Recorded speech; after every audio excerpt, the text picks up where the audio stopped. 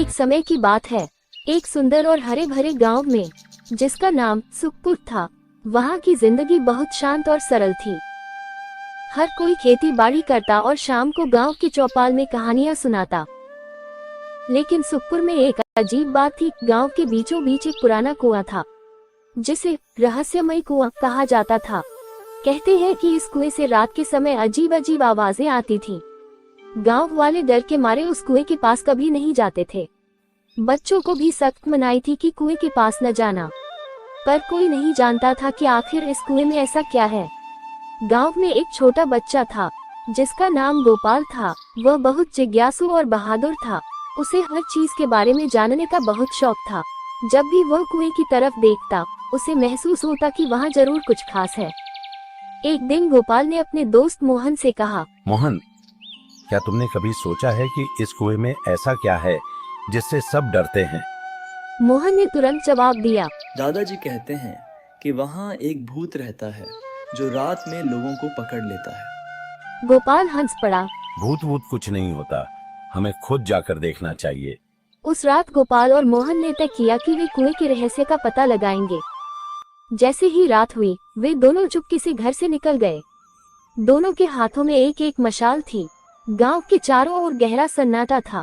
जब वे कुएं के पास पहुंचे, तो गोपाल ने देखा कि कुएं से हल्की हल्की रोशनी निकल रही है। दोनों के दिल तेजी से धड़कने लगे। मोहन डर के मारे पीछे हटने लगा, लेकिन गोपाल ने उसे हिम्मत दिलाई। गोपाल ने कुएं के अंदर झांक कर देखा तो उसे अजीब सा दिखा। कुएं के नीचे एक छोटी सुरंग थी। गोपाल ने मोहन से कहा, हम इस सुरंग के अंदर चलकर देखते हैं। पहले तो मोहन ने मना किया, लेकिन गोपाल के जोर देने पर वह तैयार हो गया। दोनों ने कुएं के अंदर उतरने का तरीका ढूंढा और रस्सी की मदद से नीचे उतर गए। नीचे पहुंचकर उन्होंने देखा कि वहां एक बड़ी गुफा थी। गुफा में रंग बिरंगी रोशनी फैली हुई थी और दीवारों पर अजीब अजीब चित्र बने हुए थे। गुफा के बीचों बीच उन्हें एक बड़ा सा बक्सा मिला। बक्सा सोने और चांदी से जड़ा हुआ था। गोपाल ने बक्सा खोला तो उसकी आंखें चमक उठी। बक्से में बहुत सारे सोने चांदी के सिक्के और आभूषण थे। मोहन ने हैरानी से कहा, गोपाल, यह तो खजाना है। गोपाल ने समझदारी दिखाते हुए कहा, हमें यह खजाना गांव के लोगों के लिए ले जाना चाहिए। अगले दिन सुबह गांव में तहलका मच गया। गोपाल और मोहन ने चौपाल में जाकर सबको कुएं के अंदर की कहानी सुनाई। पहले तो लोग यकीन नहीं कर पाए, लेकिन जब गोपाल ने खजाने का कुछ हिस्सा दिखाया तो सब हैरान रह गए। गांव के बुजुर्गों ने बताया कि यह खजाना उनके पूर्वजों का था, जिसे मुसीबत के समय छुपा दिया गया था। लेकिन समय के साथ इसका राज खो गया। सबने गोपाल और मोहन की तारीफ की और उन्हें गांव का हीरो घोषित कर दिया।